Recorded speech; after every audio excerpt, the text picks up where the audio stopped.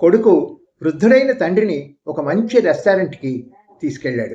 తండ్రి బాగా వృద్ధుడు, బలహీనుడు అయినందువల్ల ఆహార పదార్థాలను సరిగ్గా తినలేక షర్టు మీద, ప్యాంటు మీద పోసుకుంటున్నాడు. చుట్టూ ఉన్న వాళ్లకు ఆ తినడాన్ని చూసి అసహ్యంగా అనిపించింది. కొడుకు మాత్రం ప్రశాంతంగా తండ్రికి అన్ని పదార్థాలు సక్రమంగా తినిపించాడు. తండ్రి తినడం పూర్తయిన తర్వాత ఏ మాత్రం ఇబ్బంది పడకుండా చెయ్యి పట్టుకొని వాష్ బేసిన్ వరకు తీసుకెళ్లి మూతిని, ముఖానికి అంటిన ఆహారపు పదార్థాలను తుడిచి, చొక్కా మీద పడ్డ మరకలను కూడా శుభ్రపరిచి, తండ్రి కళ్లద్దాలు సరిచేసి బిల్లు చెల్లించడానికి కౌంటర్ దగ్గరికి వెళ్ళాడు. హోటల్లో ఉన్న వాళ్ళంతా ఆ తండ్రి కొడుకుల్ని సంభ్రమాశ్చర్యాలతో నిశ్శబ్దంగా చూస్తూ ఉండిపోయారు.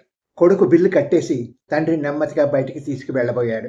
అక్కడ అంతమంది మధ్య నుంచి ఓ పెద్ద మనిషి ఆ అబ్బాయిని ఉద్దేశించి, నాయనా, నీకు తెలుసా, నువ్విక్కడ ఒక ముఖ్యమైన విషయాన్ని వదిలిపెట్టి వెళ్ళిపోతున్నావని అన్నాడు. లేదండి, నేనేం మర్చిపోలేదే అన్నాడు ఆ అబ్బాయి.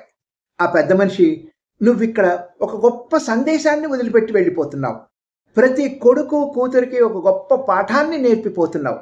అంతేకాదు, వృద్ధులైన తల్లిదండ్రులకు తమ పట్ల తమ పిల్లల ప్రవర్తన ఎలా ఉండాలని కోరుకుంటున్నారో ఆశను కలిగించిపోతున్నావు నాయనా అన్నాడు. Good luck.